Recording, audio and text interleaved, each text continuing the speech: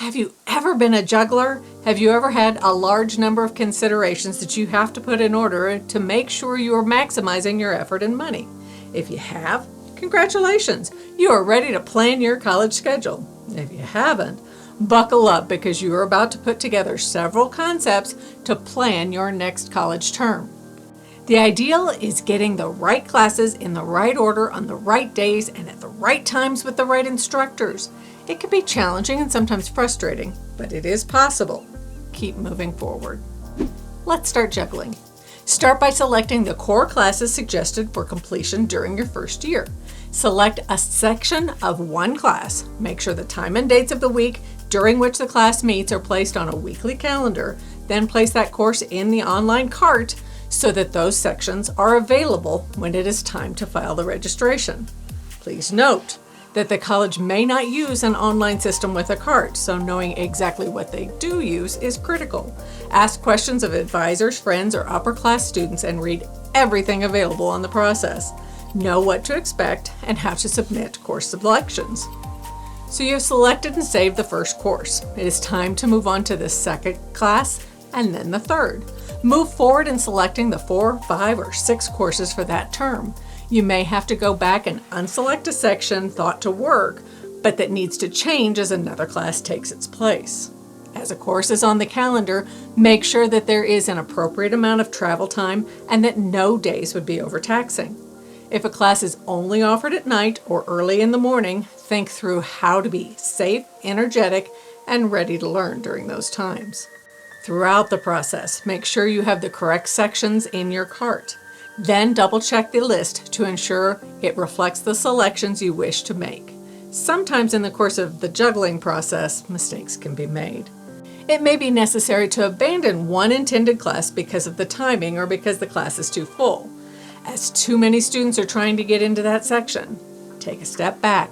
Find the next section that can work or the next course available that term and find a section that works.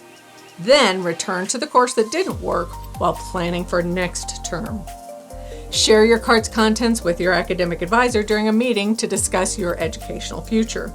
And on the date and at the time the submission of the cart contents is allowed, hit submit.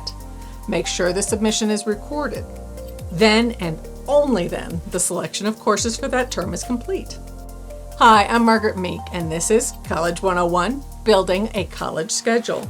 This is the third video in our College 101 series. If you haven't yet seen them, please view the videos on class types and instructor options so you are even more well prepared to plan your schedule.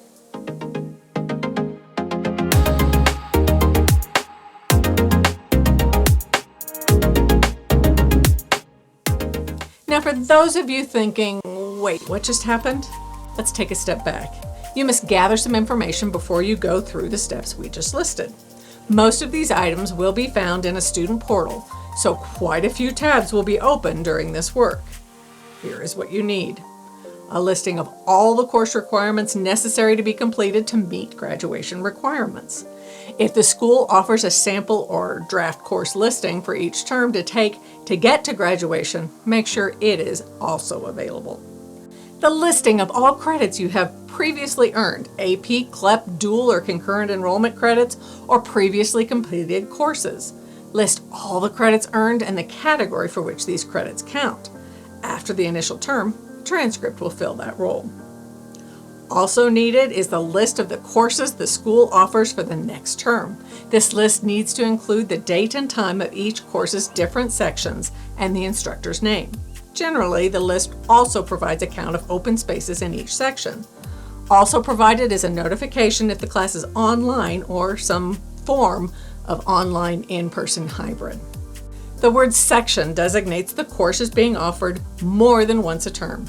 It may be significantly more than one time per term. Each section has a different numerical designation, date, time, location, and instructor.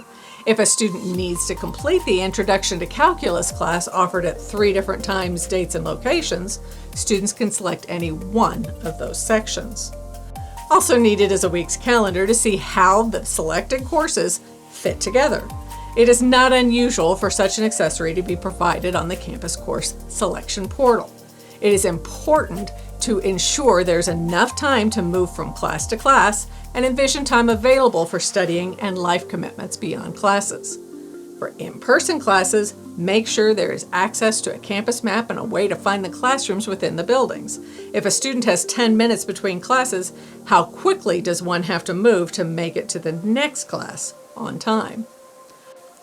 A copy of the final schedule that can be used as a tiebreaker when it comes to class selection. If one can't decide between two courses, it can help to know which course's finals date and time will cause the least stress.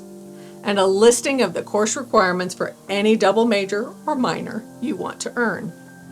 And for those of you just learning to schedule juggle, here are some helpful reminders. Pay attention to paired courses like labs and recitations. You need to plan around any work, sports, or organization commitments, so place those on the calendar at the start of the process. Do this exercise well in advance of the assigned class reservation time. Do not be late, especially as a first or second year student. You are the last students allowed to register each term. Juniors and seniors will take up much class space. Don't let other students take the necessary places to complete your planned schedule. As mentioned earlier, this needs to be done with time to present the plan to your academic advisor. While the focus should be on the core classes, it is also important to have a mix of topics, class types, and subject matter designed to be challenging versus fun and informative each term. Use electives to find balance. Know how many credits are needed each term. If there is a scholarship involved that may require a minimum number of credits to be completed, make sure the schedule at least meets that threshold. If the campus charges a flat tuition fee above X number of hours, say 12 hours per semester, then credits earned above that number become free classes as tuition does not increase with additional courses taken. Especially early in a college career, it is best to start with a moderate number of credits or hours each term. For a semester system, starting with 15 credits makes excellent sense. As you progress, the number of credits taken each term can increase if you are comfortable with the increased work level. Sometimes the courses that look the easiest or least challenging aren't. Ask others about the course and the instructor to be prepared.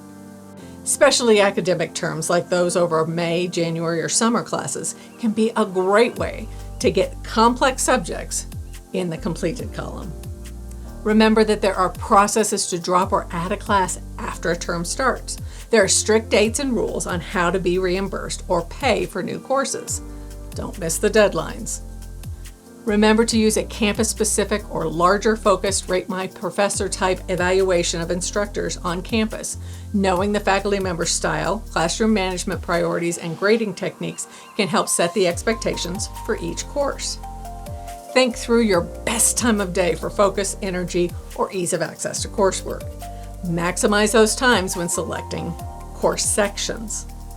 Finally, review the courses that would be interesting as electives and core courses to look for in future terms. Keep a list of those classes to help keep an eye out for those during the planning of future terms.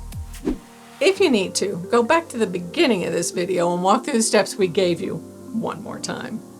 Now it is time to start thinking through the following term and the plan held for the rest of the terms laying ahead. Have a plan for the courses you want and need to take, and request degree audits frequently.